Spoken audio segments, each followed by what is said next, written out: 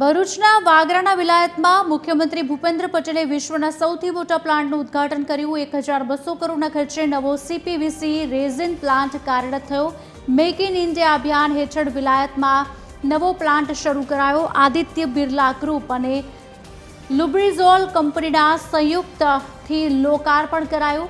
આ અત્યાધુનિક પ્લાન્ટની વાર્ષિક ક્ષમતા અંદાજે 1 લાખ મેટ્રિક ટનની છે। CPVC રેઝિનની મોટા પાયે આયાત કરવી પડતી હતી। હવે આ ખાસ પ્રકારના રેઝિનનું ઉત્પાદન સીધું આપણા ભરૂચમાં જ થશે।